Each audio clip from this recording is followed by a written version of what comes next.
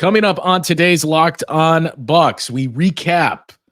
Do we have to? Yes, but we recap what happened in Detroit. It was a win, but not a very inspiring win, so we'll see what goes differently, hopefully, for the Bucks tonight. Also, we'll get into some of the chatter that continues to pop up, notably from Chris Haynes and Marc Stein. We'll get into that and what these next few weeks could look like for the Bucks. Camille and I have the latest after this on Locked On Bucks.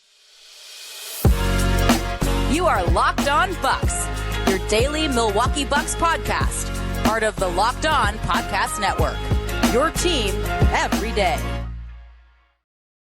Welcome into Locked On Bucks. I am Justin Garcia. You can hear me on the Bucks Radio Network.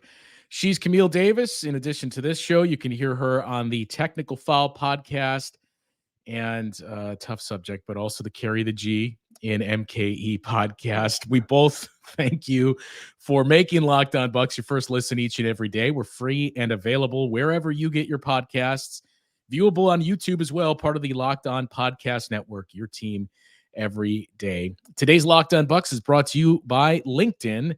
LinkedIn Jobs helps you find the qualified candidates you want to talk to faster. Post your job for free at linkedin.com/lockedonnba.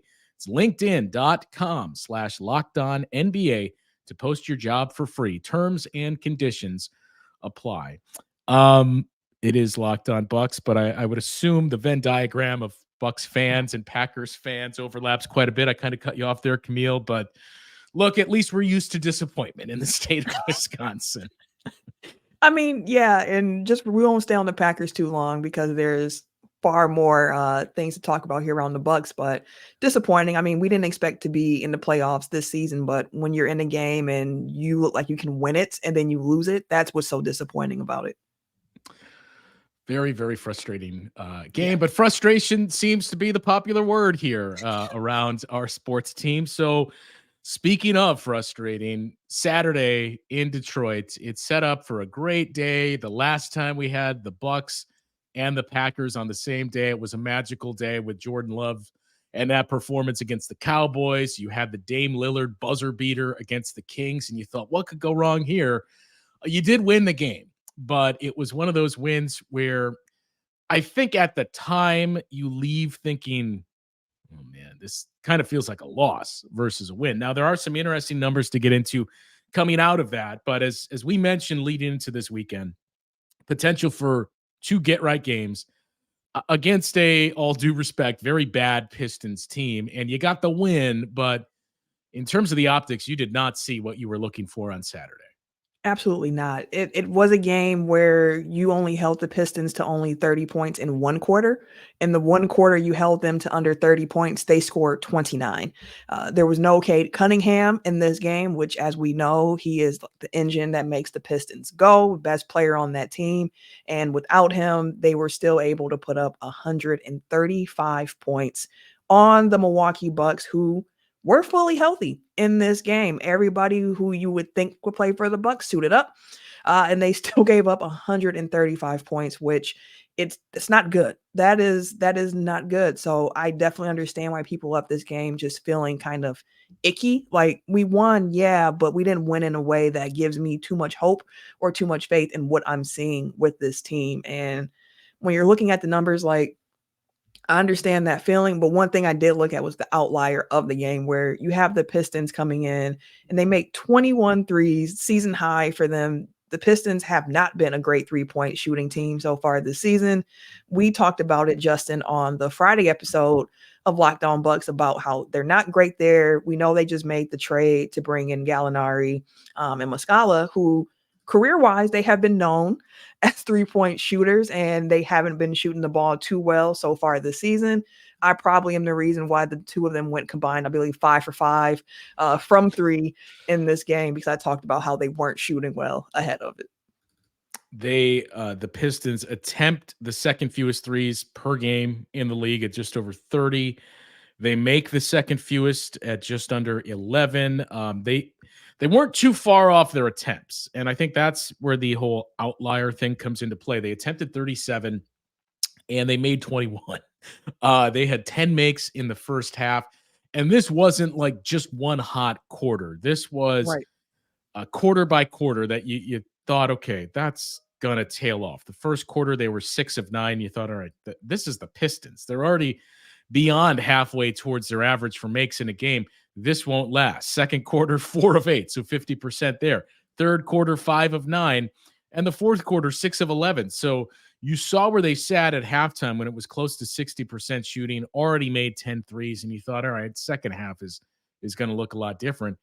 It did not. And you mentioned some of those names of Mike Muscala and Danilo Gallinari, 5 for 5. Alec Burks knocked down 7 of them.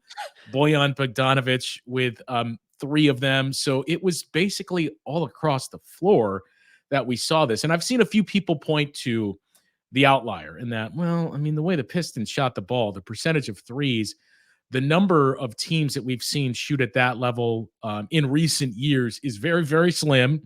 And it's been very, very good teams that have done that. I think any year other than this, you would have a more receptive audience of Bucks fans saying, yeah, it's just an outlier game. It's not going to happen again. But with the struggles that we've seen from this defense and how much time it has taken to iron things out, I think that's what has caused a lot of fans to raise an eyebrow and say, look, I know the numbers tell me this was an outlier shooting performance, but I'm not convinced it was an outlier performance. Yeah, you named some of the guys who were making threes for the Pistons, and you happen to leave off Ausar Thompson, who has averaged 13% from 3. And was I think 9 of 69 or 6 of 69 coming into the game. Just poor. And he makes 2 of 2 to the point where he's on the 3-point line and guys are closing out and they're biting on pump fakes. So then he's able to just drive to the basket and score that way. So to your point about, like, yes, we can look at the numbers and see that it's an outlier game, but you look at the Bucks defense and what they've given you so far this season, and you're just like, this doesn't make me feel good because they haven't shown me too much. And we were talking earlier before we recorded just about the Bucks play over the first half of the season. And I know you're the big numbers guy, and I tend to kind of look at them just to see if it's matching what I thought that I was seeing. And I've mentioned I like breaking up the numbers in a lot of different ways, but now that we're past the half point in the season, I'm looking at the first 2 quarters of the season for the Bucks. So if we're at halftime of the season, the numbers aren't looking great. Like over the first quarter of the season for the Bucks, defensively, they were 21st in defensive rating, and now they're 22nd. For the second half of it, the second quarter of it. Points in the paint, they've allowed more in the second half, in that second quarter, than they did in the first. The turnover percentage has gone down from the first quarter, and it was already low in the first quarter. They averaged about 19 or 12.9% turnover rate, which was good for 27th in the league. In the second quarter of the season here, that's down to 10%, which is good for last in the league. And you look at just offensive rebounding percentage, how many rebounds their opponents are getting. That's been about the same, and it's middle of the pack for them. They've been allowing more free throws from their opponents in the second quarter of the season. So just defensively, it just hasn't been good enough for this team so far. And when you see a performance like that against the Pistons, which kicks off the third quarter of the season for the team, it doesn't feel good, because you're looking at the numbers and you're like, this is more of what we've been seeing. Like you're allowing too many points. You're giving up too much, and you're not forcing enough turnovers at this rate either. The other thing too is I was going to try, and as you were laying that out on a quarterly view, say, well, I mean, this is kind of matching up with what we see within games too, that the Bucks really struggled for whatever reason early in the year. It was in the first quarter, but it's kind of transitioned now to later in the games. They've been better in the second half, but for the longest time, we would point to not only their clutch numbers, but the fourth quarter, in that they were pretty good defensively and net rating, all of those numbers in the fourth quarter. They're best when it matters most. Now, they're still in the top 5 in net rating in that fourth quarter, but that's on the strength of their offense that has just been pulverizing teams at a 126 rating. In that quarter, they've dropped into the 20s in all quarters defensively. So what you're seeing is pretty much what you get with this team, that it's not just, but they've gotten better here or there. They have kind of consistently leveled off in a bad way to what you're seeing now for those numbers of defensively in the bottom 10, which as we've mentioned, is not going to be good enough. And look, I think Adrian Griffin, everybody on staff, all the players in the locker room, they recognize that and they're aware of that as well. But that is the biggest area that needs to jump forward for this team, because even those numbers since, November 3rd that we would point to as gospel for large portions of this season, there's a small difference, but even that has leveled off where it's no longer, yeah, I know they're 20th overall, but if you look at since they put Brooke back there, it's closer to 13th or, at least in the top half. And now that number is closer to what you see at the season average. Yeah, it's just not been good enough. And I think the best word to describe the defense is uninspiring. Like, it just, especially given the fact that we've gotten so used to the Bucks having a certain level of defense under the Bud years, the 5 years with Bud. And with that even being said, I don't expect this team to be, a top third in the league defensive team. Like, I don't think that's a formula they need to do to be successful.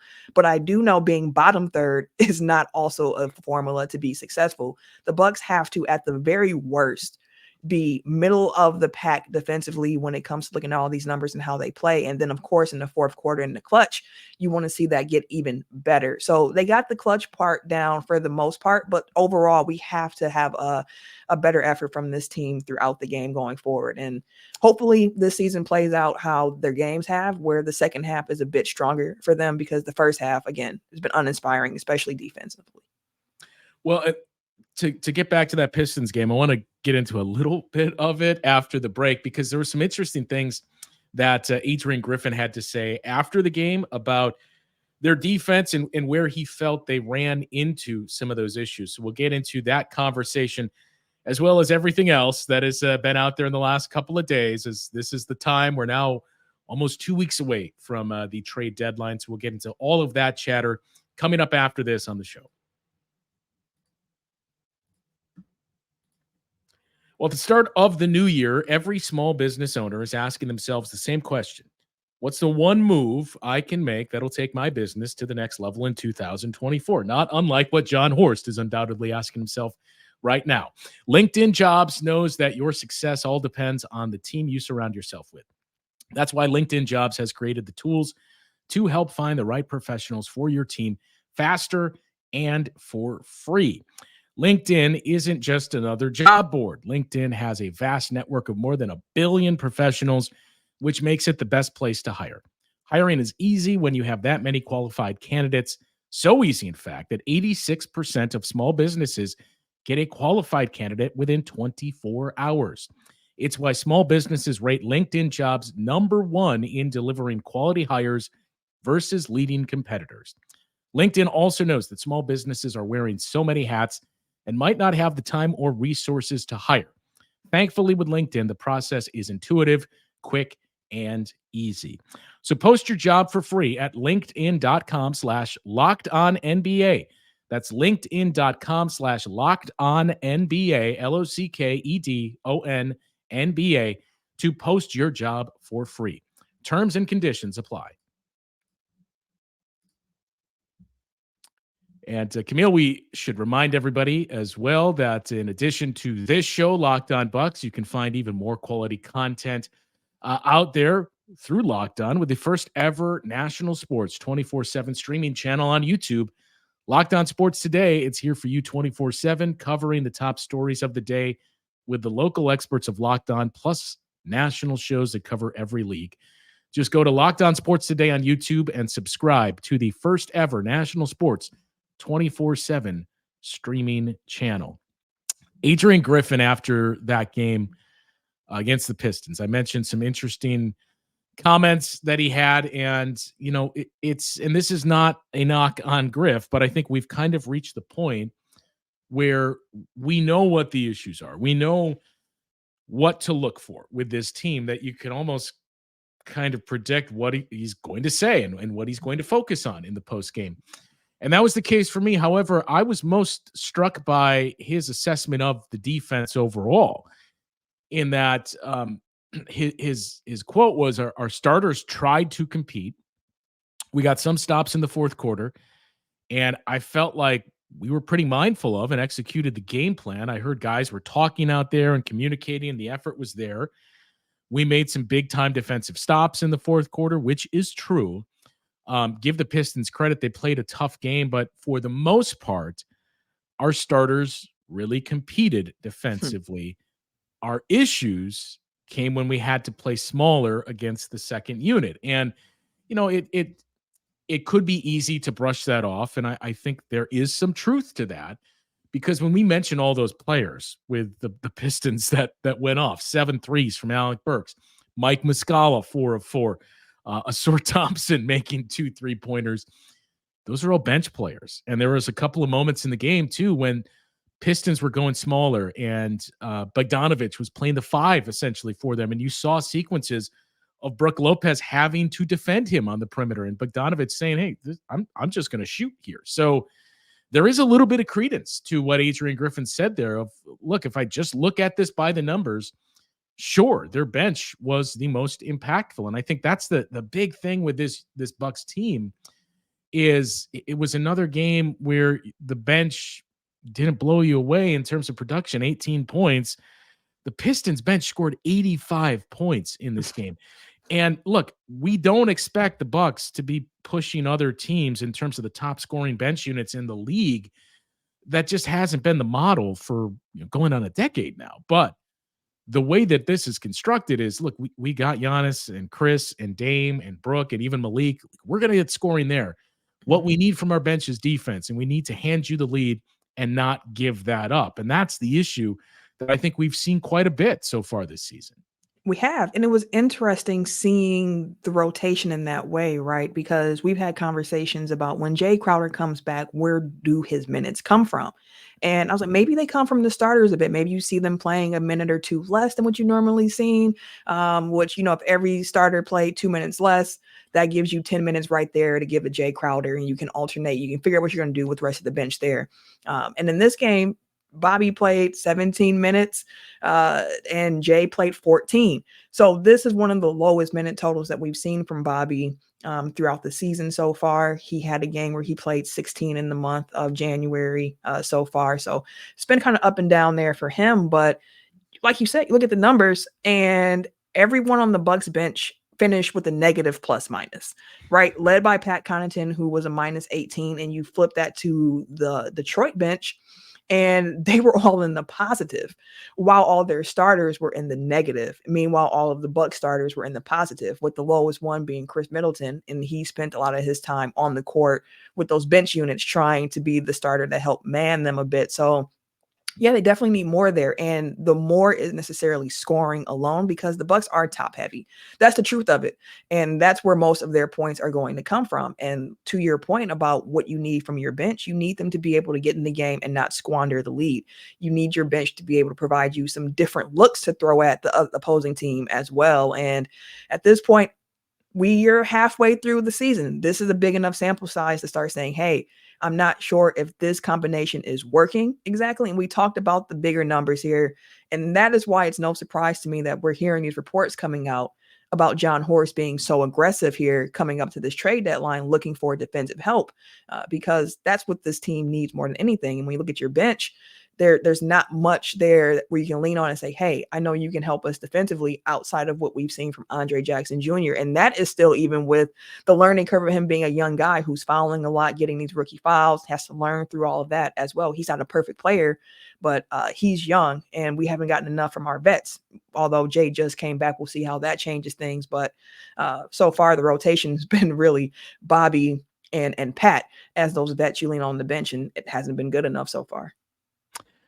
It has not. And, when we talk about where this team is at right now, when you look at the schedule, and again, it's not to sound like a broken record here, but how difficult it's going to get. Yep. Especially that last month of the season.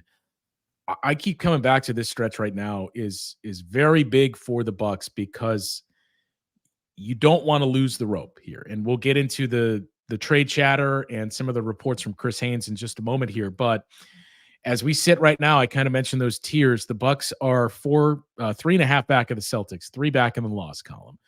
But you're tied in the loss column with the 76ers. You're only 2 in front of the Cavaliers, who that makes these upcoming 2 games especially huge. You're only 4 in front of the Knicks, who we already saw make a move, and there's talk maybe the Knicks are the landing spot for Bruce Brown. you're 6 in front of the Miami Heat, which is a relatively comfortable amount, but it's still the Miami Heat that concerns you. And that's that same distance between you and the Indiana Pacers, who I would expect to be much better in the second half of the season once they get more time to acclimate Pascal Siakam. So this is a big stretch that the Bucks are in right now, because it went from the Bucks and the Celtics and the Sixers and then a drop off to moving further and further towards the Celtics and then a drop off, but there's not that second drop off, or it's not as steep as we're seeing from the Bucks and the Sixers to those other teams. And you just don't want to put yourself in a spot where you head into March and you got to win a lot of games because you have to hold off a number of teams that are around you in those standings with how difficult that schedule is going to be. Even if the Bucks have moved in a better direction and figured things out defensively, have really started to gel, and that chemistry is there, that is still an incredibly difficult schedule that you have in those last, 4 weeks basically of the season, that you don't want to be putting yourself into that spot of, man, every game is virtually a must win. You have the Clippers coming to town. You have the Lakers on the road, the Clippers on the road, 2 games with the Clippers. The Kings, who are going to be looking for some revenge. I believe there's 2 games with the Sixers in March. So it's and another one with the Celtics. Very, very difficult. And it comes back to what you have right now. We mentioned those 2 games against the Cavaliers and how big those are going to potentially loom with how Cleveland is playing and that difference.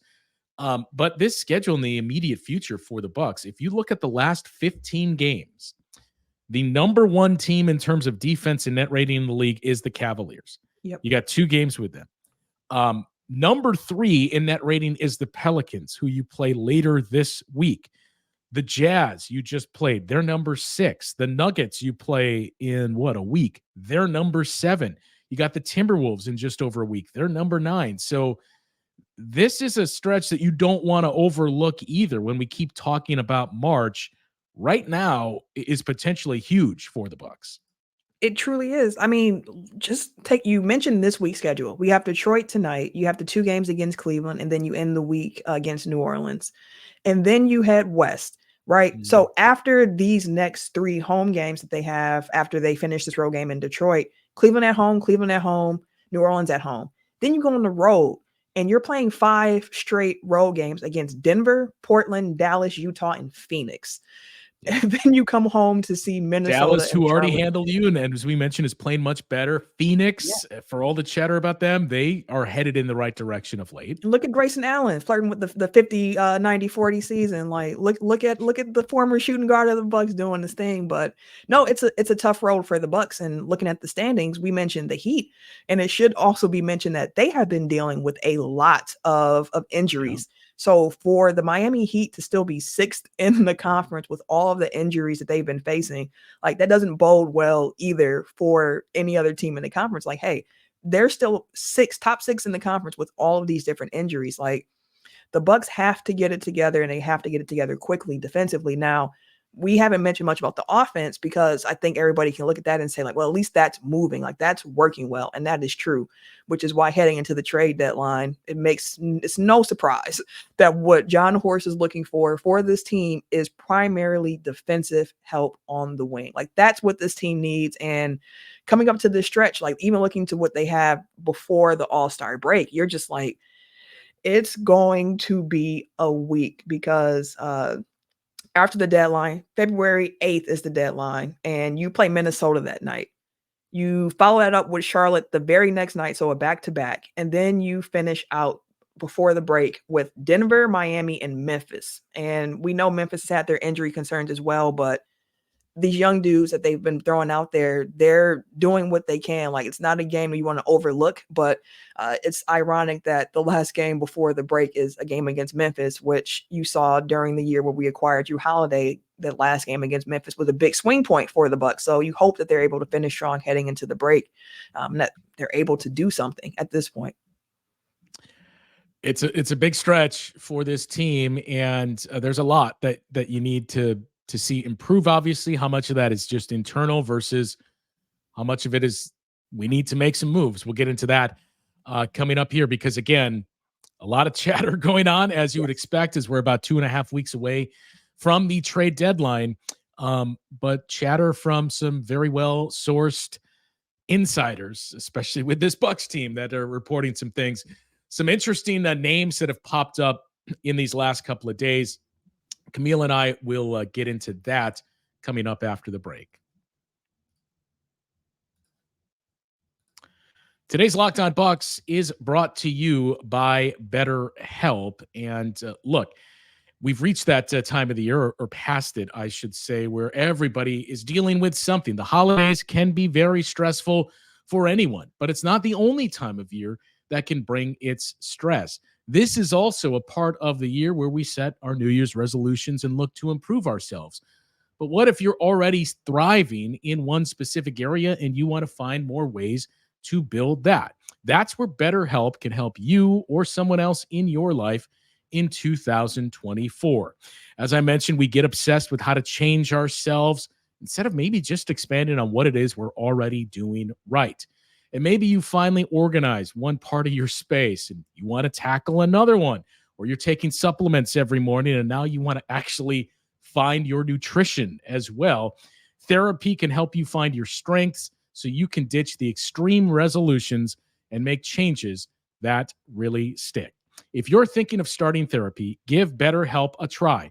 It's entirely online. It is designed to be convenient and flexible, and most importantly, it is suited to your schedule. All you have to do is fill out a brief questionnaire, and you'll get matched with a licensed therapist. You can even switch therapists at any time for no additional charge. So celebrate the progress you have already made. Visit BetterHelp.com/LockedOnNBA and get 10% off your first month.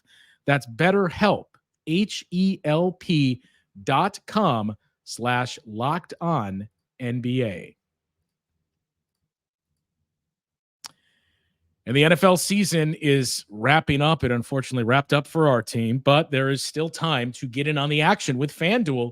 They are America's #1 sports book. And right now, new customers get $150 in bonus bets guaranteed when you place a $5 bet. It's $150 in bonus bets, win or lose. FanDuel's app is easy to use, and it offers a wide variety of ways to make a bet. Things like same-game parlays, live same-game parlays. You can find bets in the Explore tab, and you can make a parlay in the Parlay Hub. It is the best way to find popular parlays. Visit FanDuel.com/LockedOn and make your first bet a layup. FanDuel, official partner of the NFL.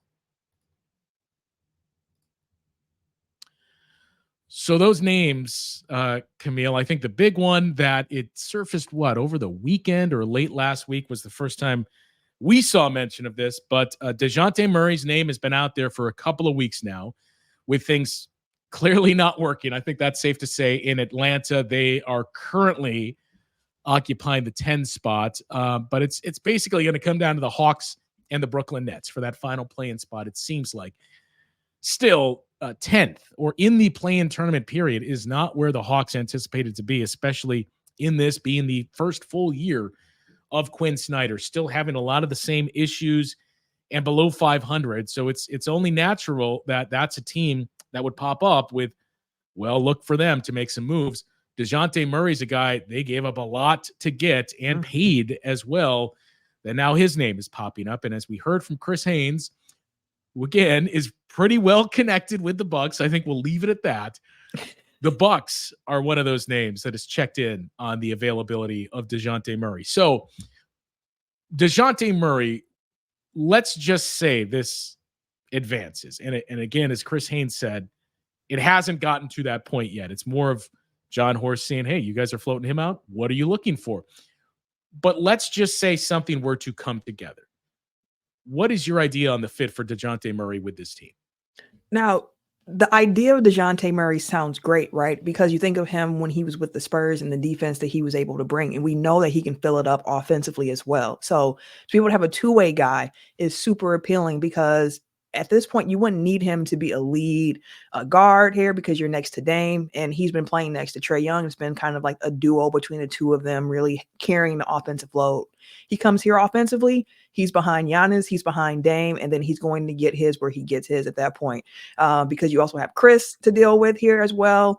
And I would think that he fits in somewhere around there. There are some people I know who would say he's immediately the third option. Chris moves to the fourth, however they feel about Chris. But offensively, of course, he gives you a lot. Now, what we've seen from DeJounte so far this season in particular with the Hawks defensively hasn't been great. And I'm not sure if that is, and let me phrase that by saying hasn't been great for his standards. Because when you compare it to what we would got, take it, yeah.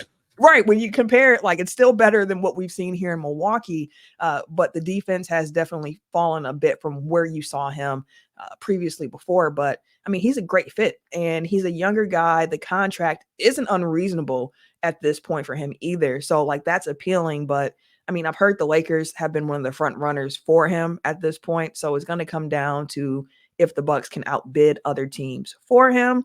And we know the Bucks don't have the assets in regards to draft capital to be able to pull off something like that without the help of another team, because apparently the Hawks are looking for 2 first-round picks for DeJounte, which, as we know, the Bucks don't have to trade out at this point. So they would need some help. But the reports I saw said that apparently the Hawks do like the players that the Bucks could offer in a trade for DeJounte, maybe more than what some other teams could offer. So that just made me go like, huh. Is that a Bobby Portis, Pat Connaughton type of deal where you add on some additional salary there to kind of make that work for the Bucks? Or who are the names being thrown out there? Is there another young sweetener that's thrown in there as well? I'm not sure, but the fit, of course, like DeJounte Murray fits with the Bucks, and he would be the best point of attack defender on this team immediately upon coming here. He's making just over 17 million this year, I believe, but there's some incentives that you have to factor in, as we've learned the hard way in recent years, that I believe would take his cap number up to close to 19 million. So, you know, those names that continue to be surfaced for the Bucks, you would have to, both of them, you would figure would need to be attached in terms of where your contract structure is. And I'm not sure who the players the Hawks have fancied would be on this roster. I have a hard time believing for where they currently sit, and probably recognizing if they trade DeJounte Murray, who they gave up a number of draft picks for, and a deal that, you know, especially if they move him now, could end up being worse than the Rudy Gobert trade for how much we talked about that a season ago. But I would imagine veteran players that are pushing 30 and already making a decent amount of money, I got to believe those aren't the players that they've said they're keen on within this system. So you would obviously need that to match the salaries, but then it would have to be a multi-player deal to involve somebody like DeJounte Murray, which I'm with you. In theory, it makes sense because of what he would bring. And again, he can score, especially in the mid-range, which is a spot other than Chris Middleton. The Bucks don't really have that. Bobby Portis, I suppose. But you could easily say, okay, we just need you to play defense. And I think the easier sell is that he signed that contract. And it's not just he's coming into, man, I got to put up my numbers and get paid here. But it's still a conversation to have of, hey, you know what? By the way, your numbers are going to drop off offensively just because we need you to play defense. And that can be a tough situation to kind of maneuver around if you're the Bucks. But this one, to me, on paper, sure, absolutely makes a ton of sense. I just don't see, even with that addition to the report, if there's some pieces on the Bucks they like, I just have a hard time seeing this come to fruition. And I'll preface by saying, I've said that about a number of moves that John Horst has ultimately made, but this one to me just seems like you maybe have to set your expectations a notch or two lower than DeJounte Murray. I would agree with that. Like you said, we've seen Horst do some magic. Like, I didn't know 2 DJs could equal a PJ. So we didn't expect to I didn't expect to see Dame here, and we were able to pull that off as well. But so I will never discredit or count out what Horst can do at the deadline. But the question is, who else is in the running for this player, and can they offer a package that is better than what the Bucks can offer? So I think that could be a tough sell for Murray. And then when you mention the fact of what his role will be, that's also something to think about as well, because it wouldn't be as expansive here in Milwaukee as it was in Atlanta. But look at a guy like Matisse Thybulle, who that's, for me, the names that we've been hearing about who's possibly available for the Bucks. Like, that's a name for me that I'm like, this is somebody where I'm like, I would love to be able to get Thybulle on this team, in large part because he's only making, I believe, like $10 million this season. In the few upcoming years, he has a player option, I believe, at the end of his contract as well. But the contract isn't super unreasonable for him, and the skill that he's going to be able to bring defensively to this team. Now, I know we're wrapping up, so just to throw out some other names, and I'm curious to know which of the names that we've been hearing floating around the team you would be most interested in, because, of course, we mentioned Murray, mentioned Thybulle. There's also Bruce Brown, Dorian Finney-Smith, Alex Caruso, those types of names. So, like, of the names we've heard floating about for the Bucks, for you, Justin, which is the one where you're like, this is the one I would love to find a way for the Bucks to get? I mean, for me, the number one would be Alex Caruso, but I just, it's similar to, well, to a lesser extent, the DeJounte Murray discussion, because the contract is much less significant, but you also have to wonder, well, do the Bulls have motivation to move now that they've played much better? And is this going to be, let's just keep it together and see if we can win in the play-in? And I would assume there's a much larger market for Alex Caruso given that contract. He would be number one. I just don't know that it's attainable. I would then move on to a player like Dorian Finney-Smith, because I think that's the biggest need, that he can match up with a lot of those perimeter players. You can play him at the 4 at times as well, and get that lineup versatility out there when you play Giannis at the 5, and even go to an all-switching lineup too. If you had him and Jay Crowder and Giannis and Chris Middleton on the floor with a Dame Lillard. So to me, given that, and the other interesting part, I forget where I saw it.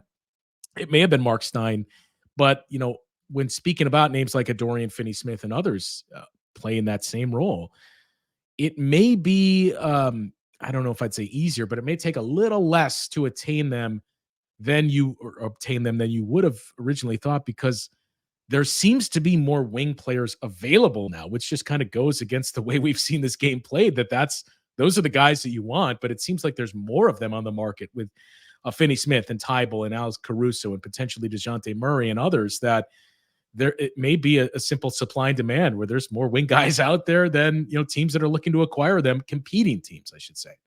Yeah, it could be. It could be. And again, at this point, I'm like, the Bucks need some help at the point of attack defensively. So I'd be happy with all the names that we've talked about here so far finding their way to the Bucks. And for me, just to wrap up, like, a reason that Thybulle is one of the names that like stands out to me is one, age. He's in his mid-20s still, and he's improved as a 3-point shooter from what we saw in his first couple years in Philly, where I was like, I don't know if this kid's going to be able to have that 3-and-D name, because where is the 3 in the game? But he's gotten that up to a more respectable level so far this season. And the age part of it is appealing to me as well with the contract, having him for the next couple of years, for sure. Makes me feel good about it. But all in all, like, the Bucks, I think, have to do something at the trade deadline. And I don't think that something is going to be like, I don't know, like for like an offensive player of some sort. Like, it's going to be defense for sure. And if it's anything else, then I'm not interested. So you're not in the, well, let's just double down on our strengths, and we'll be the team that's going to score 150 points every single night. No. I would agree with you there. And look, tonight is a big step forward, hopefully, and we see that defense hopefully proving, hey, Saturday, it really was an outlier game. It was a lot of bench-related issues, and we cleaned all that up. But that's the hope in what we'll see tonight. We'll be back with the post-game show tonight, and then preview a pair of big games against the Cleveland Cavaliers a little bit later in the week. By the time we get to the midpoint of the week, we're already 2 weeks out from the trade deadline, so I'd imagine there will be even more chatter picking up then. We will certainly dive into the latest there as well. For Camille, I am Justin. We'll talk to you later tonight with the post-game show.